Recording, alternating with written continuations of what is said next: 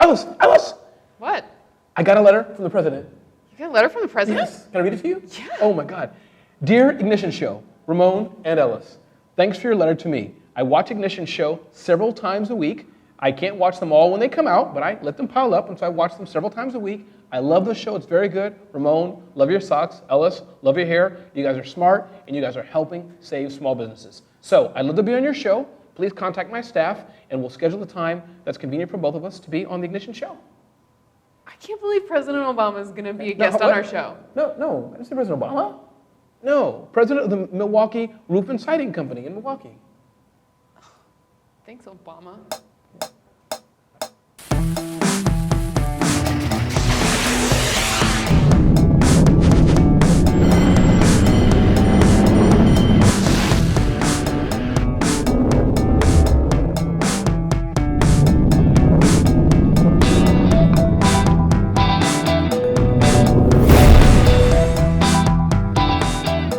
Welcome to Ignition, a weekly show by Infusionsoft where we take one question and answer a question from a small business owner to help you grow your business. My name is Ramon Ray. And I'm Ellis Friedman.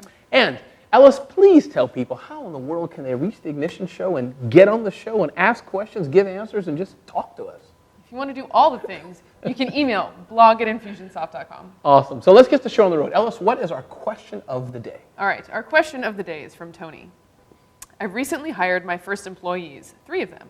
2 of them are handling sales, which I used to do myself. How do I successfully shift from being the doer into the manager? And how do I make sure that our processes scale correctly? And what processes should I even have in place now that there are all these people? Wow, that is another tough question, Ellis. It is. Instead of us answering it, I think we have an awesome expert today. I think we do. So today we're pleased to have AJ Forsythe, who's the CEO of iCracked. Now, Ellis, I don't know if you've dropped your phone. I know I've dropped my phone. Well, I've dropped my phone. My phone is anti-gravity. I love it. I've kicked it, doused it. And iCracked is an amazing company with techs all over the country, possibly the world, the globe, the universe. That's up to you, AJ, who can help you fix your iPhone, your Android, and other tech products. So, and AJ, I met you at HustleCon, which was an event in San Francisco where they had amazing entrepreneurs. And when I heard your speech, I said, Ellis, why don't we have AJ on the show? So thanks for being here. I appreciate it. I'm happy to be here. Awesome. So AJ, where would you get started with Tony's question? It was never supposed to be a bigger idea, and there was never supposed to be another person. It was just supposed to be me on the college campus, hanging flyers and meeting. Just doing your thing in your little small business. Yes. Yeah. Mm-hmm. And then I got together with my co-founder, and that was one of the first times that we had ever thought like, hey, can we make this bigger than just the 2 of us? And so we ended up hiring people by just our friends, really, right. And we paid them in beer and $2 bills, and scaling that was incredibly tough because I think the first 3 people you hire define your culture and define what your company's going to be for the next for the rest of it, the time it's around. I think the key is find people that are better at their jobs than you are. So one of the first people we hired was a graphic designer because I'm terrible at graphic design. And so the best way there are 2 options. I could get better at it, or I could hire someone that's better than their job. And then the next person was someone to help with shipping and fulfillment, because our time was getting consumed by shipping packages out. So we find someone who's actually built and scaled systems before. One of the really interesting things is when you're bringing on the first 3 people or 4 people or 5 people. Everyone doesn't work for money because money is secondary to like being proud of your work because you're such a cohesive team that if one person doesn't come to work, that's 20, 30, 40% of your workforce. That's crazy.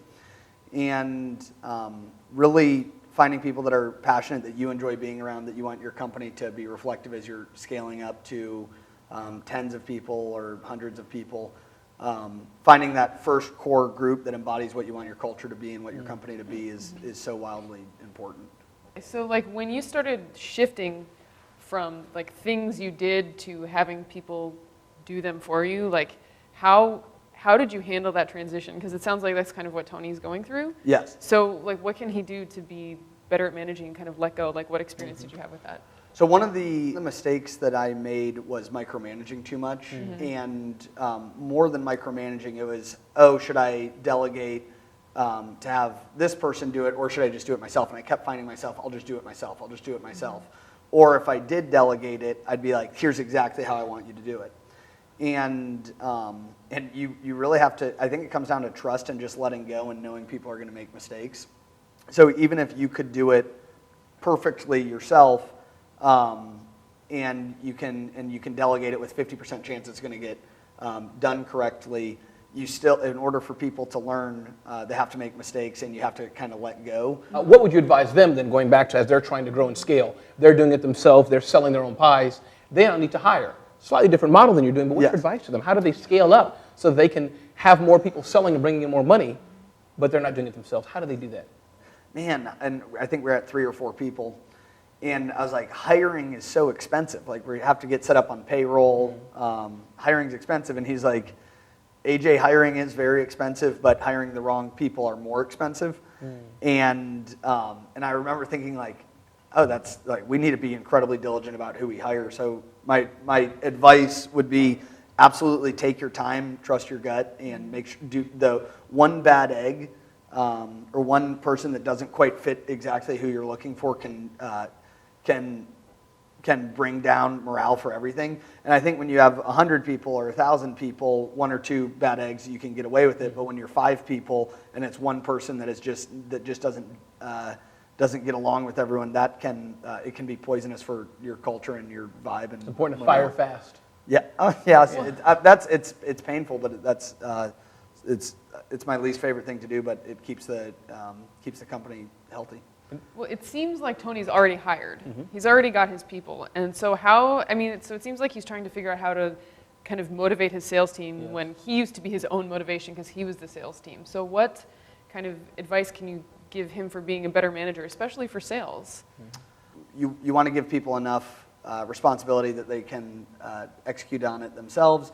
You want to have them always keep learning, because I love learning. I want a bunch of people that are the learners inherit the future, they say. And then back to purpose, like the purpose is the why are you servicing customers? Why are you coming to work? So we really try to drive down autonomy, mastery, and purpose.